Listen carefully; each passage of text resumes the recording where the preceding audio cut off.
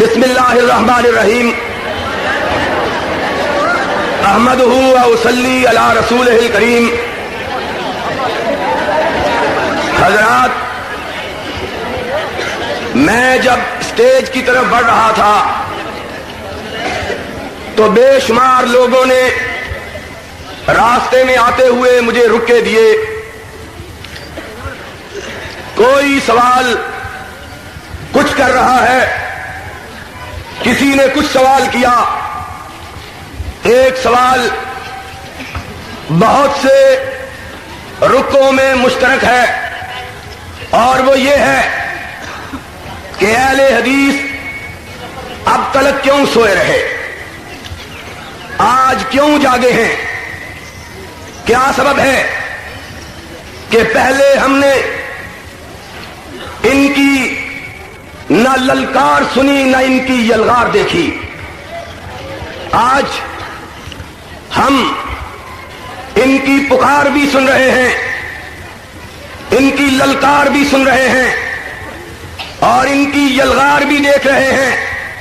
ایسی یلغار کہ جس کو دیکھ کر بڑے بڑوں کے پتے پانی ہو گئے ہیں.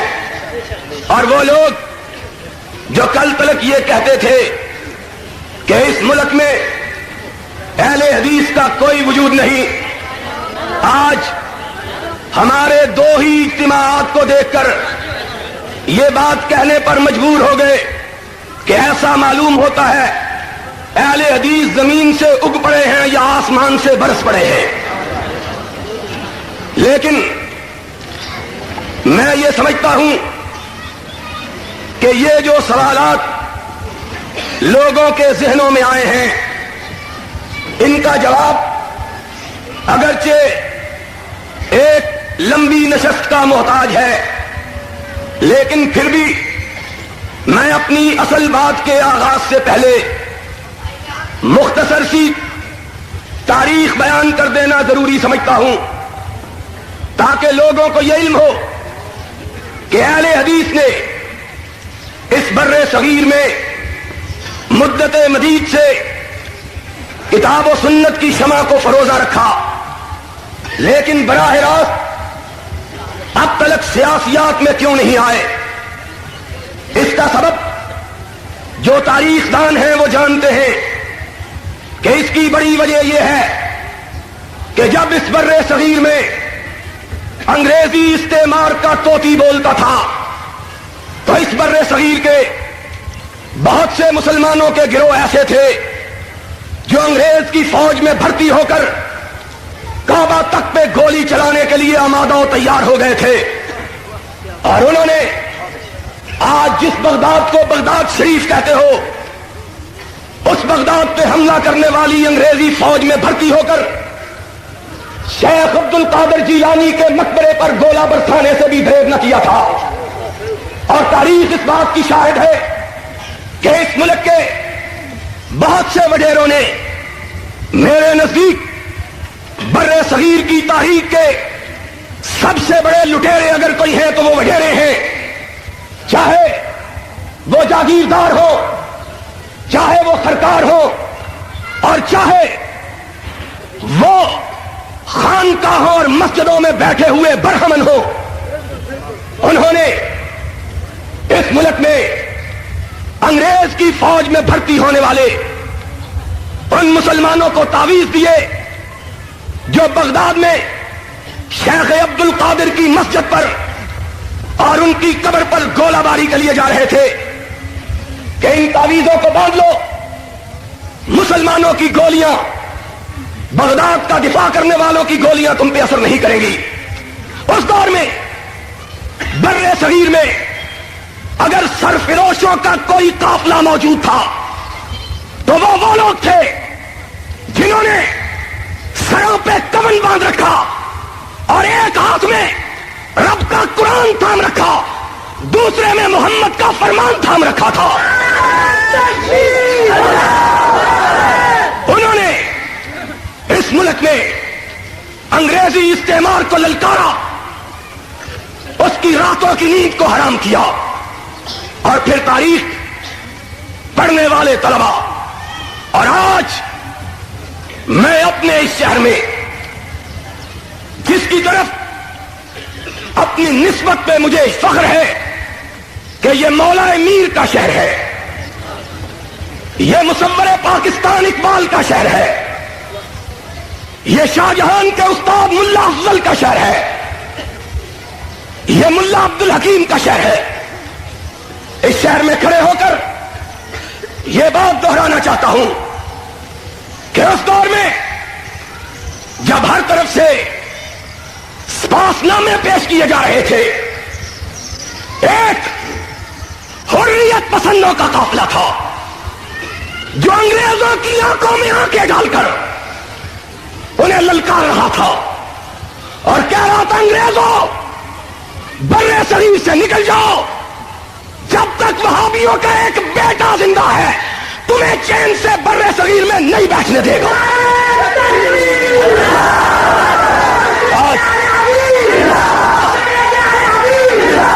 آج لوگ تاریخ کو بھی فراموش کر بیٹھے، لوگ بھول گئے۔ پہلے لوگ کہا کرتے تھے کوئی بات نہیں، جنہیں حقیر سمجھ کر بجھا دیا تم نے وہی چراغ جلیں گے تو روشنی ہوگی، کوئی بات نہیں۔ اگر آج تم ہمارا اعتراف نہیں کرتے، نہ کرو، تاریخ اعتراف کرے گی۔ تاریخ کا ایک طالب علم ہونے کی حیثیت سے آج میں یہ سمجھتا ہوں کہ بر صغیر کے حکمرانوں نے اس مقولے کو بھی غلط ثابت کر دیا۔ ہم نے دیکھا ہے مورخ کا قلم بھی دیکھتا ہے یا خانزادوں کی پیشانیاں دیکھتا ہے یا ماشاء اللہ ڈکٹیٹروں کے اشارہ ابرو کو دیکھتا ہے، حق نہیں دیکھتا۔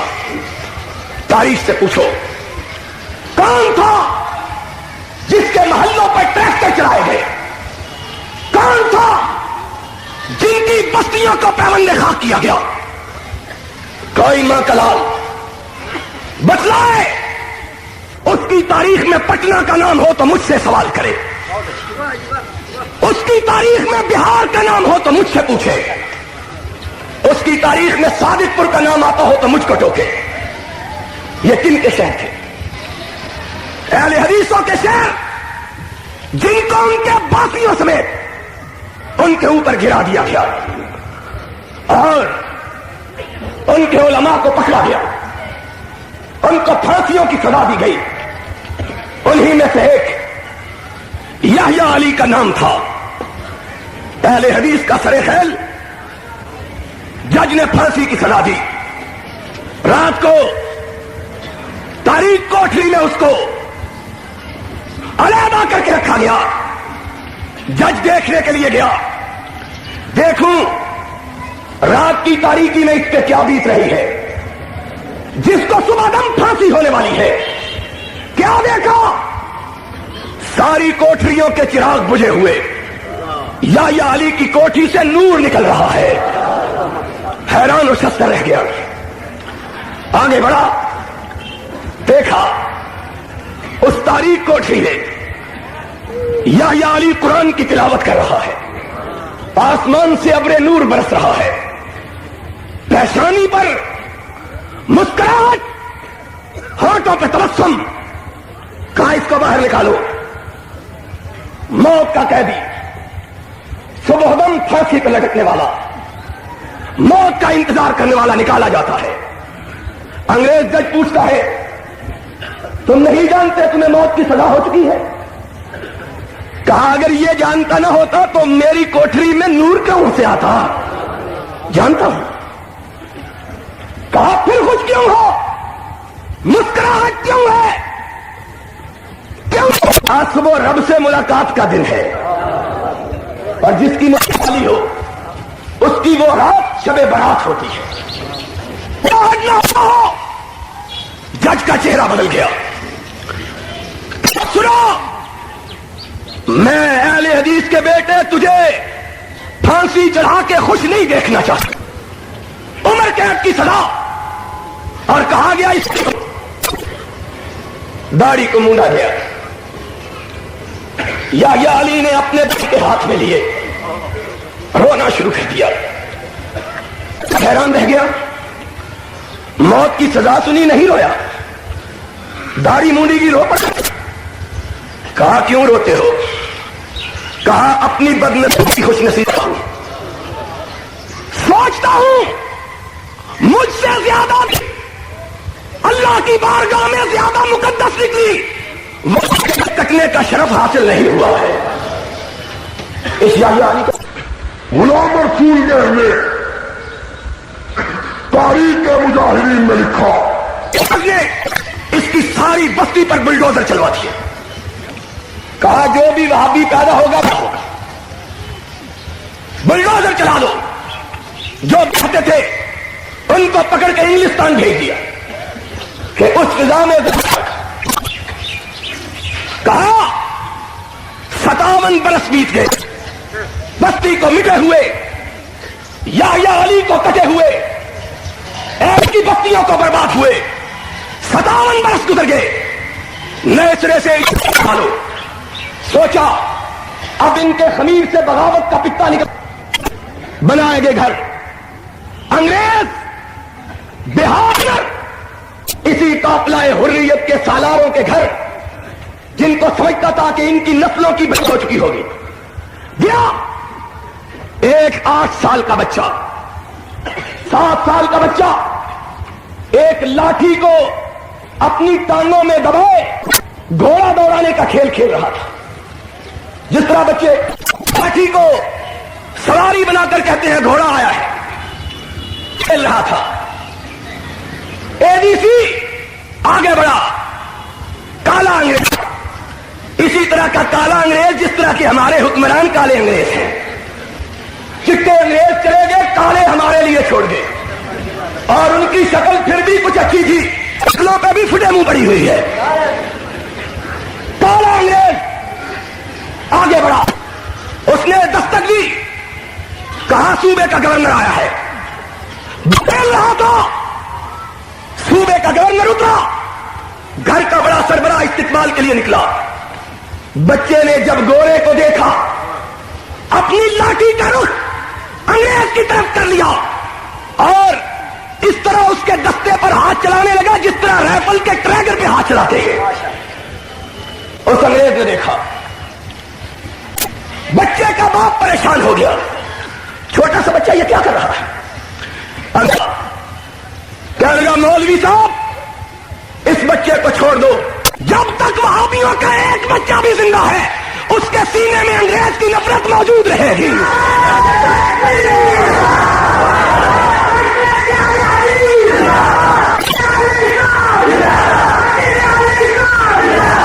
اور پھر پھانسیاں لگائیے اس سیال کوٹ کے شہر میں۔ بھول گئے اور سیال کوٹ کے باسی ہو تم اپنی تاریخ، تمہیں یاد ہو کہ نہ یاد ہو، مجھے یاد ہے سب ذرا ذرا، تمہیں یاد۔ اور جسے آپ کہتے تھے با وفا، جسے آپ کہتے تھے آشنا، میں وہی ہوں مومن مبتلا، تمہیں یاد ہو کہ نہ یاد ہو، تمہیں نہیں یاد۔ اس سیال کوٹ کے اندر وہابیوں کے لیے پھانسیاں لگائی گئی، صرف بنگال کے اندر 1 لاکھ اہل حدیثوں کو پھانسی پر لٹکایا گیا۔ اور کسی کا ماضی اتنا حسین ہو تو لے کے آؤ۔ ایک لڑکی صرف ایک باپ کی لاش اٹھا لائی ہے، اور تم تو ایک لاش لے کے آ گئے ہو، اور میری لاشیں تو اتنی بے شمار ہیں جن کو میں اٹھا بھی نہیں سکتا ہوں۔ میں کس طرح اٹھاؤں؟ تم تو اٹھا کے آ گئے شہر شہر میں۔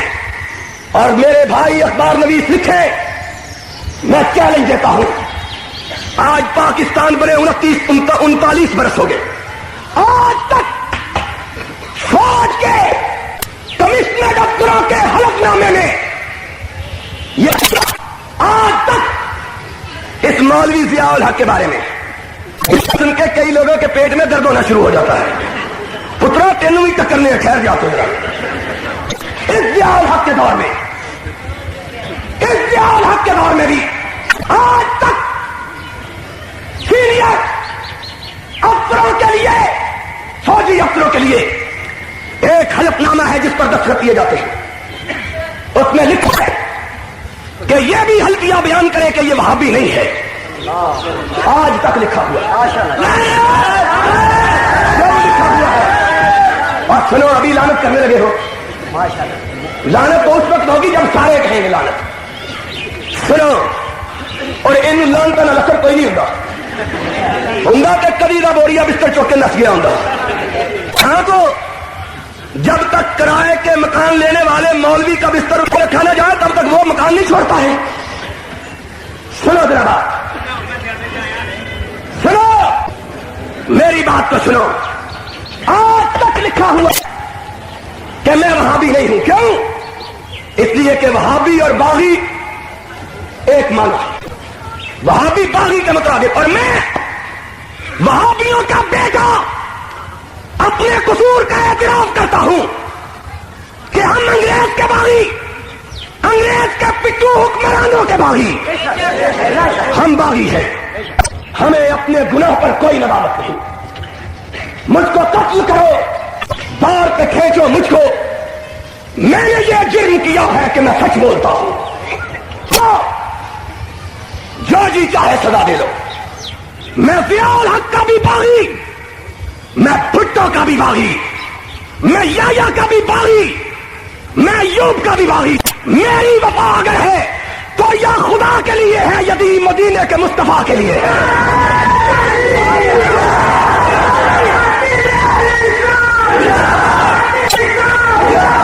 اور کتے کے کشتہ نشد پیلا مانیس، اور جو باغی نہیں ہے وہ اہل حدیثوں کی فہرست سے اپنے نام کو کٹوا۔ ہم باغی ہیں، ہم باغی ہیں، ضیاء ماشاء اللہ کے باغی، تیرے جھوٹے قانون کے معافی، تیری مصنوعی مونچھوں کے باغی، تیری اس پھٹی ہوئی وردی کے باغی۔ پھٹی ہوئی وردی، شرم نہیں آتی بے غیرتوں کو؟ سینے پہ تمغے لگائے ہوئے، لائن لگی ہوئی ہے تمغوں کی۔ پوچھو، ہلال جرت ہے، ہلال پاکستان ہے، ہلال بصالت ہے، ہلال قائد اعظم ہے۔ بے غیر تو کس ملک کو فتح کیا ہے؟ اتنے تمغے لگائے ہوئے ہو، کس ملک کو فتح کیا ہے؟ اسلام آباد سے جواب آتا ہے پاکستان کو فتح کیا ہے، پاکستانی قوم کو فتح کیا ہے۔ شرم نہیں آتی؟ تمغے لگائے ہوئے ہیں دفتر۔ ہم باغی ہیں، اہل حدیث، اور بولو اہل حدیث، اونچی بولو اہل حدیث۔ تمہارے باغی، تمہارے قانون کے باغی، تمہارے جھوٹے ماشاء اللہ کے باغی، اور تمہارے پناگیر جنیجو کے باغی۔ وزیر اعظم لان واسطے تمہیں کوئی بندہ نہیں سی لبدا، سانو کہنا سی اسی ساجن میر منوا دینا سی۔ دیکھو اس کا چہرہ دیکھو، ایسا معلوم ہوتا ہے جیسے کالو قوال آ گیا ہے یہ وزیر اعظم۔ اور ہم کہتے ہیں تو کہتا ہے ہم ہی گر نہ ہوں گے تو کیا رنگ محفل، کسے دیکھ کر آپ شرمائیے گا۔ سبحان اللہ، واقعی تمہارا چہرہ دیکھ کے شرم آ جاتی ہے۔ ہم اس بد نصیب ملک کے باسی ہیں جس کا وزیر اعظم یہ ہے۔ وزیر اعظم ہے حاجی یوسف، انہوں کو لانا نہیں دکان ہی کھول دے گجرا والے۔ اور کہتا کیا ہے؟ سنا، آج نظام اسلام کی بات کرتے ہیں، کچھ ہم سے کہا ہوتا، کچھ ہم سے سنا ہوتا، نظام اسلام کی بات کرتے ہو۔ اور جب احسان الہی ظہیر 77 کی تاریخ میں مال روڈ پہ گولیاں کھا رہا اور اپنے جوانوں کو ساتھ لے کر سرور کائنات کی علم کو لہرا رہا تھا، یہ جنیجو پیر پگاڑوں کی لتا کٹ رہے تھے۔ مجاہد دیکھو، مجاہد بڈی کسے ہجڑا ہے، کہتا ہے بڈی اور بس کر، اور ہمیں ڈراتے کیا ہے؟ کہتے ہیں یہ لڑکی آ گئی ہے۔ وہ لڑکی سے مرد نہیں ڈرتے، ہجڑے ڈرتے ہیں۔ لڑکی سے مرد، اور عورتوں سے کبھی مرد بھی ڈرتے ہیں؟ اور بولو، اور سیال کوٹی ہو تھی تو بڑے بہادر لوگ بول دے کیوں نہیں؟ اور کبھی لڑکی سے مرد ڈرے ہیں؟ ہیجڑے ڈرتے ہیں، ہیجڑے کمر پہ ہاتھ رکھ کے کہتے ہیں یہ آ گئی ہے، اب ہمارا کیا بنے گا؟ تمہارا مربع بنے گا۔ ادھر سے یہ ڈوئیاں مار رہی ہوگی، ادھر سے اہل حدیث مولانا عبداللہ کی سوٹی مار رہے ہوں گے۔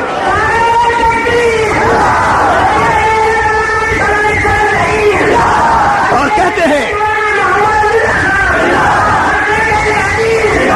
ہم تو کہتے ہیں سنو، ایک دور تھا اہل حدیث کا نام لینا جرم تھا، کتنے شہداء کی لاشیں ہم نے اٹھائی، اپنے کندھوں پر اٹھائی، ان کو لے کے آئے، اور پھر لوگوں نے سمجھا اپنی صف بندی ضروری ہے۔ جب تک صف بندی نہ ہو، یہ پسے ہوئے انگریزی استعمار کے اور انگریزی استعمار کے گماشتوں کے، ان کی مانوی اولاد کے پسے ہوئے، جب تک یہ سانس نہ لے لیں گے تب تک نئی لڑائی لڑ سکتے۔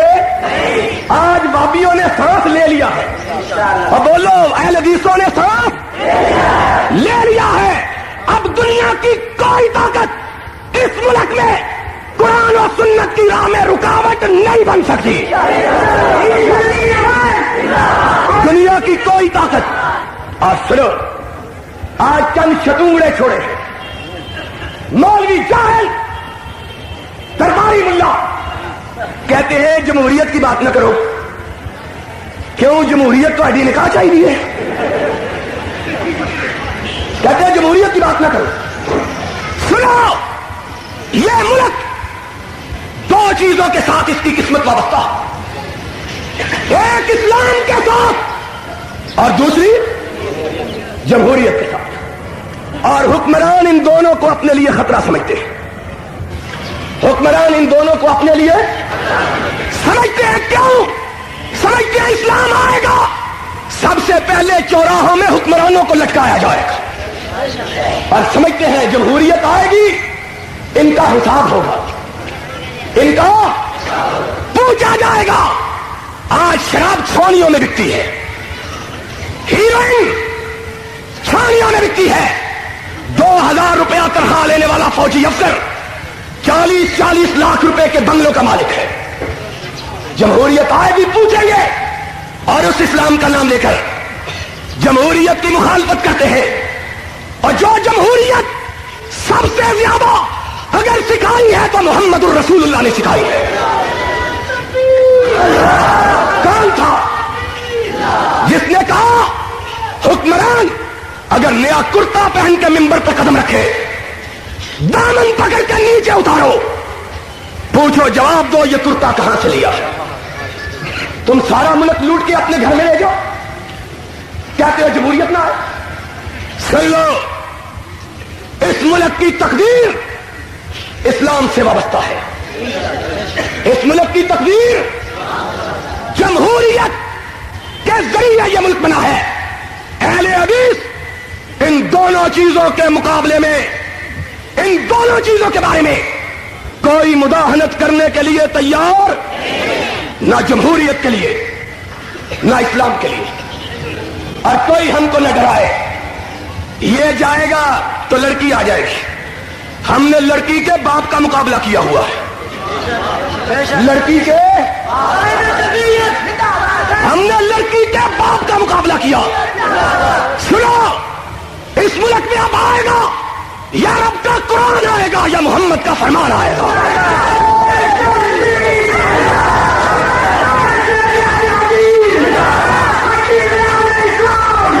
حضرات، میں آخری بات کہ نماز کا وقت ہونے والا ہے یہ کہنا چاہتا ہوں۔ میرا جی یہ تھا کہ آج اپنے شہر میں کھل کر باتیں کرتا، لیکن سوچ رہا تھا کہ مجھ تک کب ان کی بزم میں آتا تھا دور جام، اور ساقی نے کچھ ملا نہ دیا ہو شراب میں۔ لیکن بہرحال آخری بات آپ سے ہاتھ بلند کروا کے کہلوانا چاہتا ہوں، ہاتھ بلند کر کے کہو اس ملک میں قرآن و سنت آئے گی، اس ملک میں قرآن کا نظام، ہاتھ اٹھا کے کہو اس ملک میں قرآن کا نظام